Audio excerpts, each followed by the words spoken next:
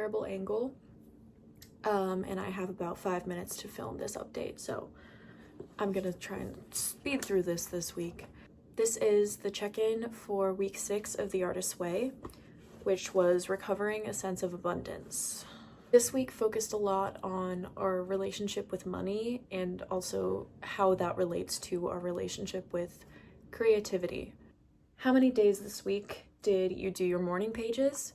Honestly, I did really bad at morning pages this week. I only did, I think, 3 days out of the 7.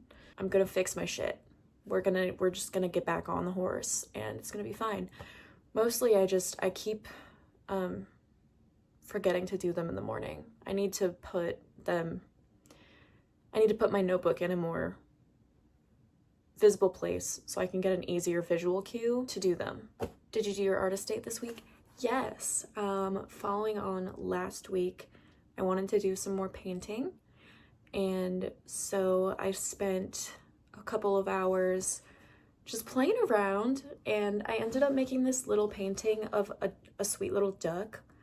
I don't know why I'm so into ducks lately. This is the second mention of ducks in The Artist's Way. They're sweet and really cute, and I like looking at them. But that was great. I tried kind of a new technique that I had never had, which is like the underpainting thing, to try and give the image more depth. And I was really pleased with how it went, considering this was really my first true attempt at trying to paint like a figure in acrylic.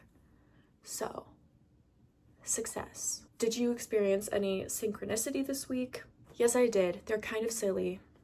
So one of the things in this chapter, she says to take notice of any freebies that come your way. And there were 2. The first one, I got coffee with a friend last weekend, and she offered to buy my coffee and pastry for me. And hi, Molly. Come here. Say hello. She says hello.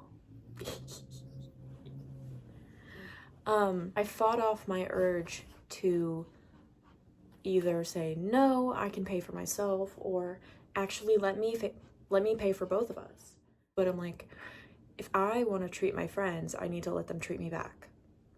So I let her buy my coffee and my pastry. And then the second one, me and my boyfriend went to a sushi restaurant. We went to go see the new Spider-Man afterwards, which I found very enjoyable and fun. I mean, for one, this isn't synchronicity, it's just we had a gift card for there, which is why we were going.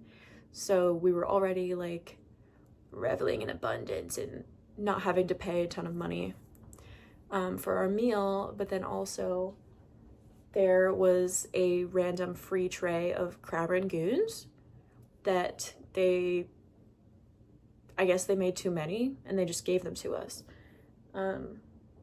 Which again, small synchronicities, and like, it was on theme. It fit, so I'm counting it as a sign from God. Did you experience any other issues that you consider significant for your recovery this week? Describe them. One of the main things that I think I already knew it about myself, but one of the things that came up when I was answering the prompts is that, to me, striving for like more and more money has not really ever been a goal for me. However, striving to have enough money to feel safe and secure is a very integral part of how I live my life. And I don't think that's a bad thing. I think if I was constantly worried about if I was going to be able to pay my rent, for example, I don't think that I would be thriving creatively. I think I would be really struggling to do anything.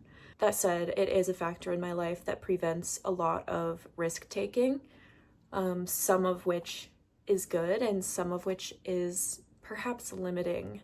I think I tell myself a lot of things are like too risky for me to try, even if they're really not.